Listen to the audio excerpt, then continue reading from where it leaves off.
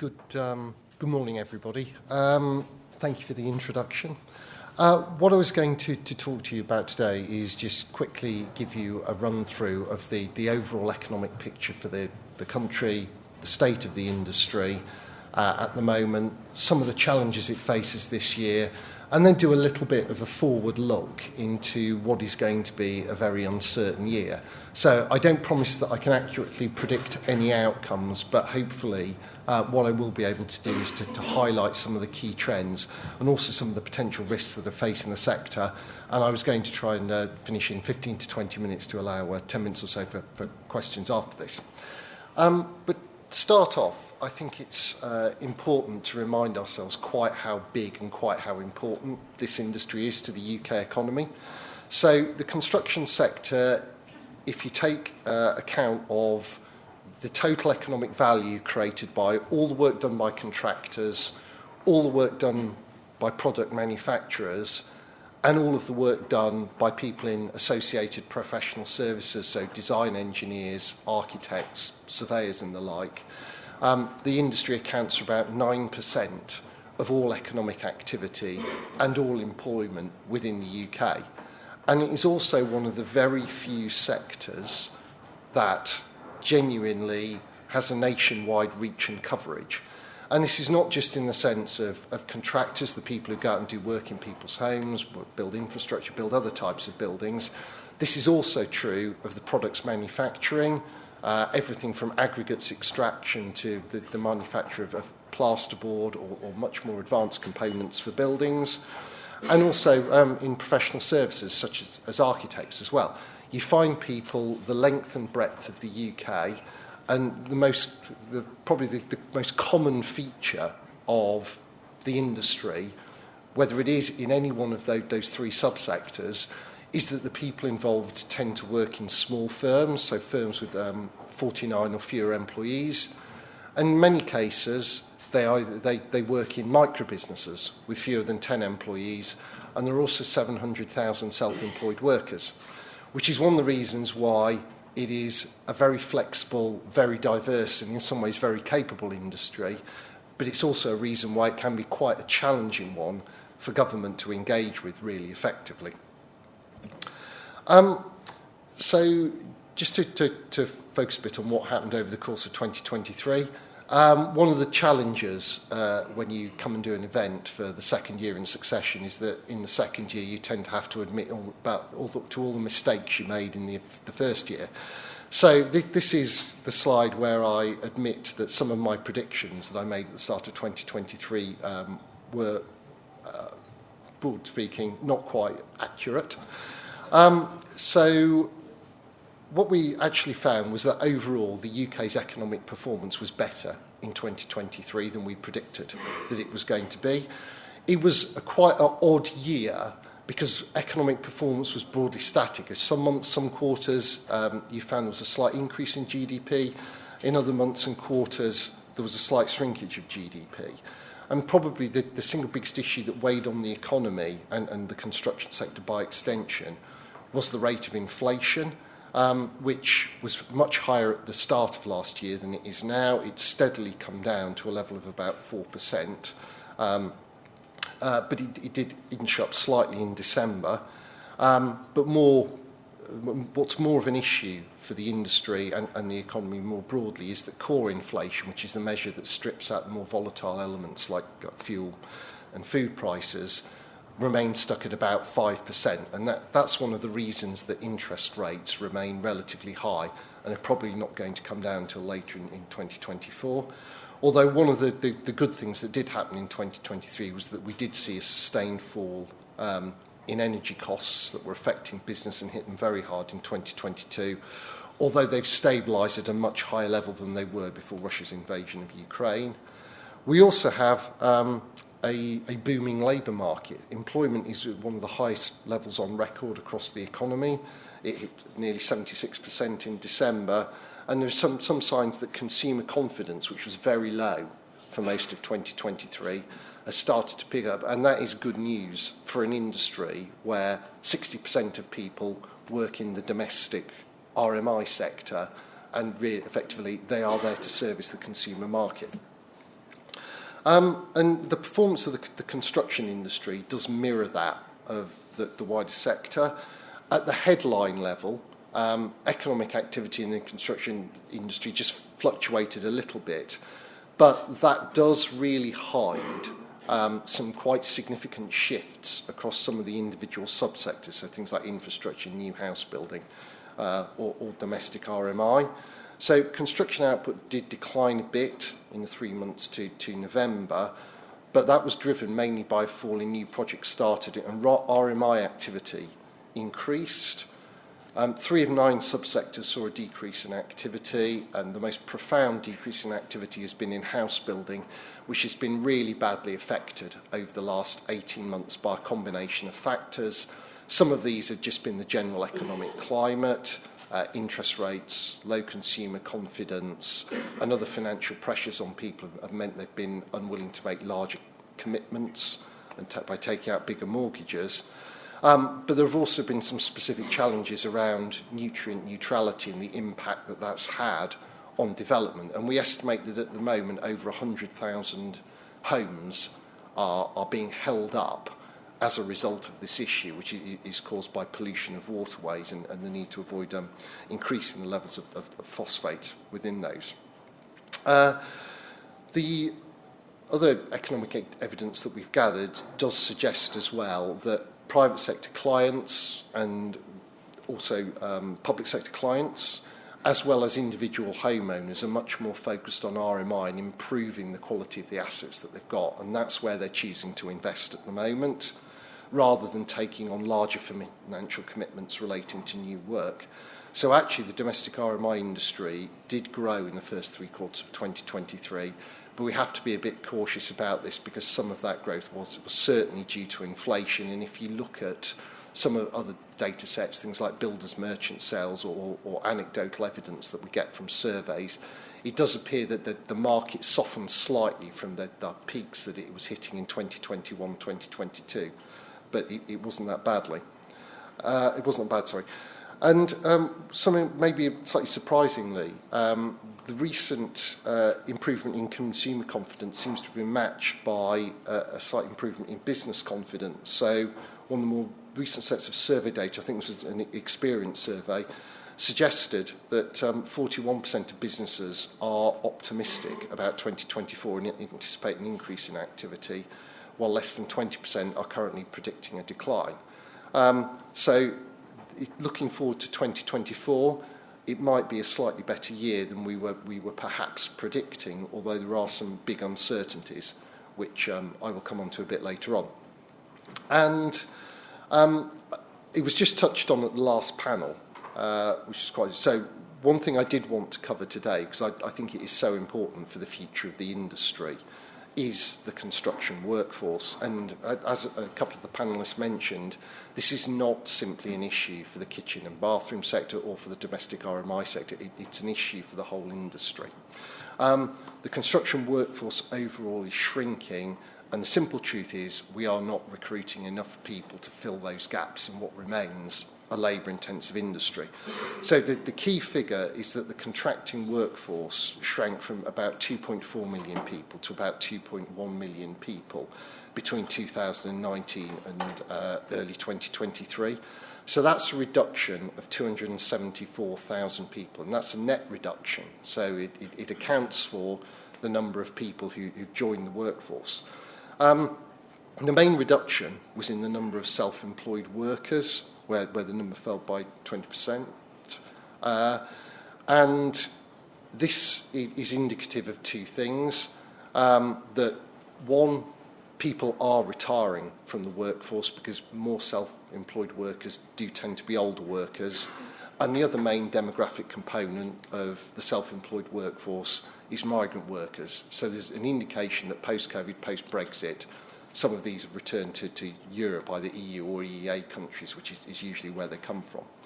But we're also facing an increasing skill shortage within the industries.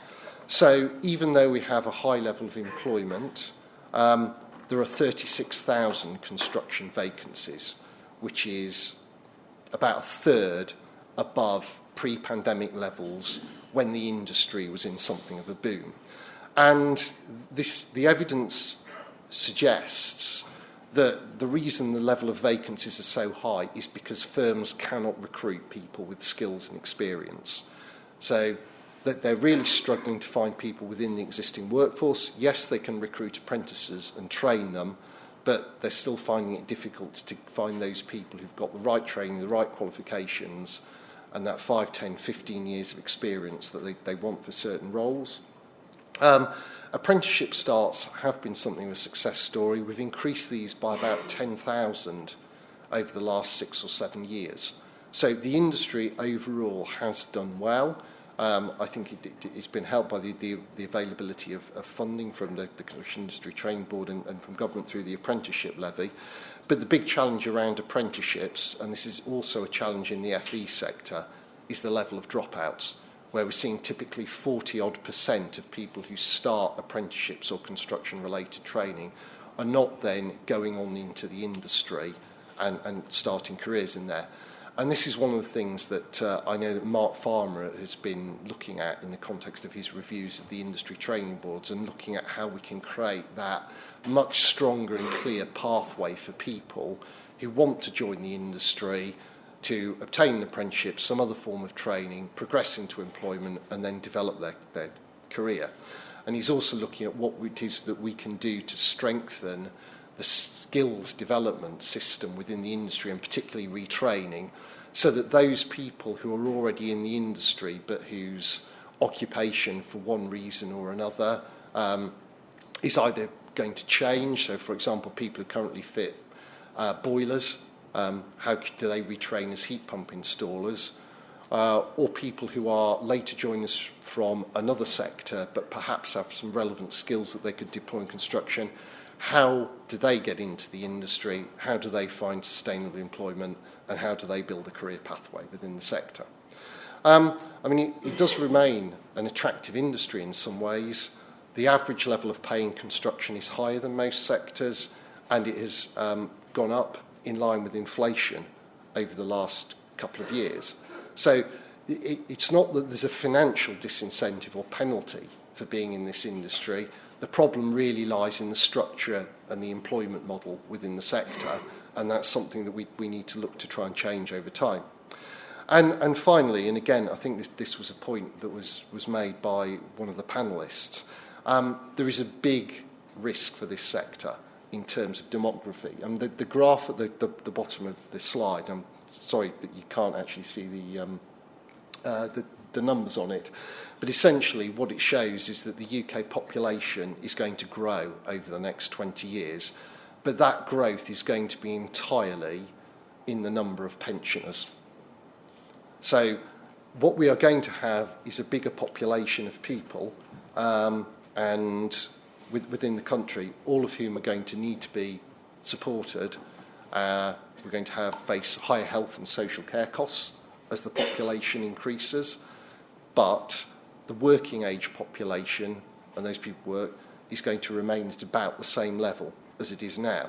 And the Construction Products Association have estimated that the UK is at risk of losing about 500,000 construction workers over the next 10 to 15 years, which is now getting on for a quarter of the labour force within the industry. So the industry has got to change and adapt, become more productive and efficient, but it has also got to get much better at recruiting and then retaining people within it, or it is simply going to shrink and we're going to find that we haven't got an industry that can fulfil the UK's needs for infrastructure, other types of new building construction, residential construction, and domestic retrofit and home improvement. And then finally, just to quickly cover 2024 and some of the changes and challenges that we might see. A lot of talk about an election in the UK, likely to happen this year, obviously. But the UK is going to be one of about 70 countries that will hold elections in 2024, including 8 of the 10 most populous. So around about 50% of the adult global population is going to be voting at some point this year. And you could see a lot of changes in a lot of countries as a result of that. And that could have a big influence on the international environment. Relations with the EU certainly improved over the course of 2023. We had agreement on the Windsor Protocol in relation to trade with Northern Ireland.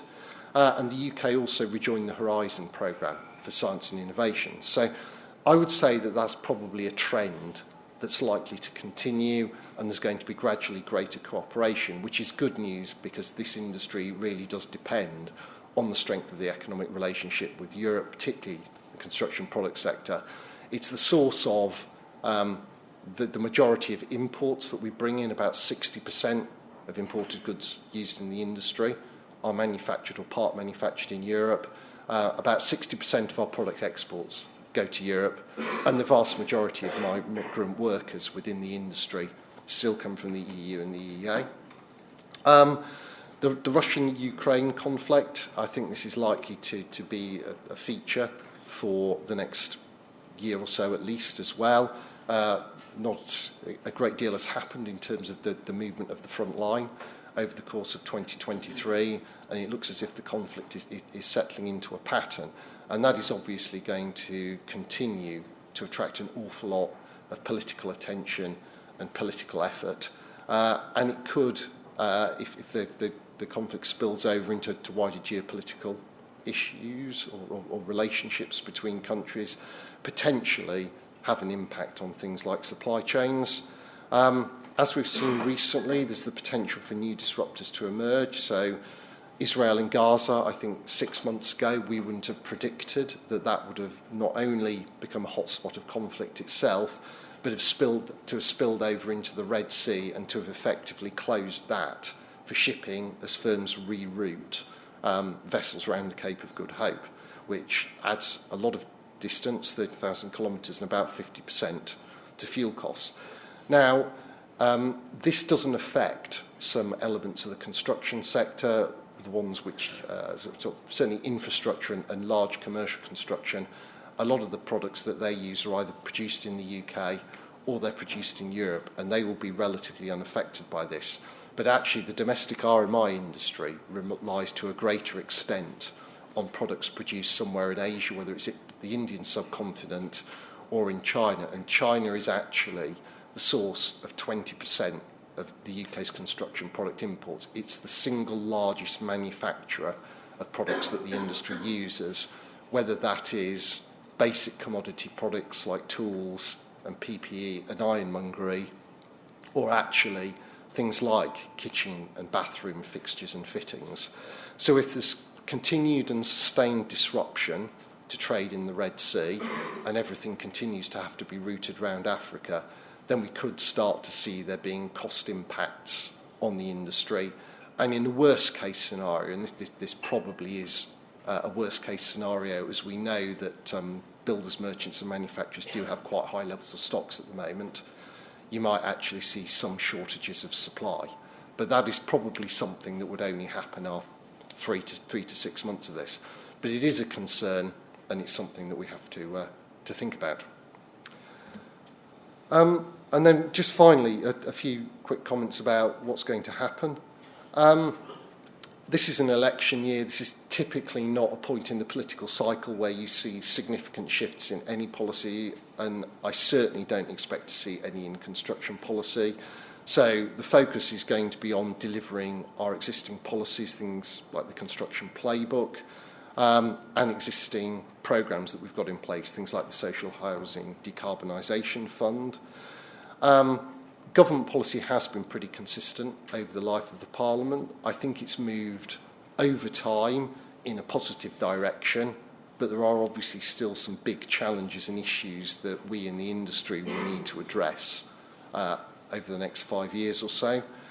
And then finally, I think we will also not be making any changes to any of the structures that we have for industry engagement and dialogue.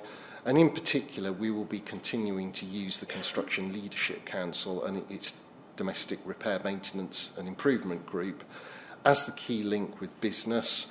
And we've been working with them on a whole range of different issues. Obviously, the health of the industry and the market, skills and training, whether they have a big interest, and they're a very important part. of the work that we do, making sure they have access to all of the available sources of funding for apprentices and retraining employees. But also increasingly, we've been trying to bring them into some of the discussions around building safety post-Grenfell, because there are people who work in high-risk residential buildings or other buildings where safety is an important consideration, and also looking at what it is that we can do to help this sector adopt and make really effective use of some of the new and emerging technologies. And there are some particularly good digital technologies, including a few we've supported the development of and the piloting of, which are enabling us to get much, much smarter about, for example, how we target homes when we want to retrofit them or improve them for social reasons. We're able now to gather data from different sources, whether it's about the energy performance of a house, whether it's about the people who live there, any conditions they have, the overall state of the building, and use this to actually inform some of the public policy decisions that we make. So we'll be able to negate the need that we have now for people to actually go out, knock on doors and ask questions. We can much more intelligently analyse the data and then decide which buildings or individuals we want to target to make them aware of funding and other opportunities that exist, or to retrofit and upgrade their homes, which we've been doing in a number of different parts of the country. So I will stop there, but I'm very happy to answer any questions that anybody has.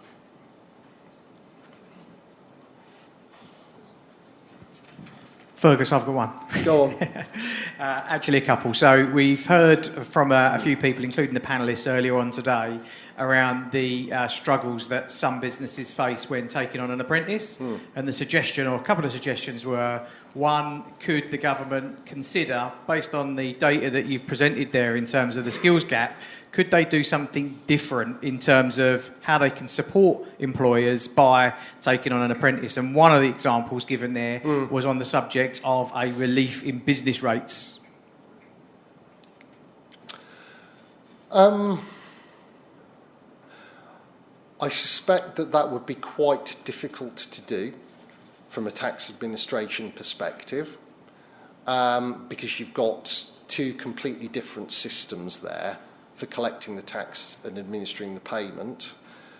What I think is more likely to happen is that there is going to be post-mark farmers' review in the context of, say, the Construction Industry Training Board, but also a government coming into office in the next Parliament in relation to the apprenticeship levy, actually looking at how we are using those funding streams, and are they effectively supporting the right things, and are they as effective as they could be? Because, we are aware that the current system is quite rigid. I don't think it's particularly good at supporting anything other than the recruitment of people at the start of their careers and take them through the system. And even there, we know there are gaps and flaws.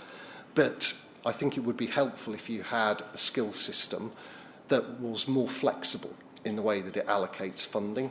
So you've actually got one that can take people who are partially trained, more mature entrants coming in from another sector, or people who are employed by the business and invest in them to upgrade their skills. And at the moment, that is more challenging to do within the system we've got. Thank you for that. And one other from me. So obviously we've got the distraction, or the potential distraction, of a general election, and we know how that kind of pans out. The industry, I think, and us as a society here in the UK, I think we've done a really good job of embracing things like apprenticeships. We're starting to talk about it more than we ever have done, and there's been some fantastic momentum gained. How distracting do you think, as a department, that a general election will be to that process, and do you think that will have any damage on the progress made today? Look, obviously, elections attract an awful lot of attention, they attract an awful lot of speculation. People tend to talk about that to the exclusion of other things. But the bottom line is that in any country, the business of government and the administration of public sector bodies and the programmes that they support and the activities that they're responsible for continues throughout. I mean, there is never a point where constitutionally there is not a government, and you always obviously have civil service, people in local authorities whose job it is to maintain continuity of service and programmes. So I expect that what will happen is, whilst on the surface there will be a lot of speculation about what's going to happen, and the focus is going to be on opinion polls, political speeches, policy announcements and all of these other things, the reality is that when it comes to the administration of most of the processes, and certainly things like apprenticeships, the funding programmes that we've got in place, and us working to take forward the various things that we're delivering with the industry through the CLC, it's business as usual, and that will continue throughout the year. Well, that's reassuring. Thank you. Thank you. Sorry, Sorry, just a quick question. Why do you find the corporation tax is difficult to administer? Business rates was the question. Yeah, well, I think I meant that emission is a corporation tax. It's no different than a capital allowance, is it? And it's got to be audited. So, sorry, for the apprentice, he was, subsidise the apprentice? well, business rates and corporation tax are completely different taxes. Yeah, I think the question was to Yeah. fund. Yes, yeah. The suggestion was a relief on business rates, which would be Yeah. tricky because that's a completely different system. Could you do it in the corporation tax? In theory, yes, you could, because it is, you're right, it's not dissimilar to the sort of capital allowance that you would get, so the annual investment allowance for firms.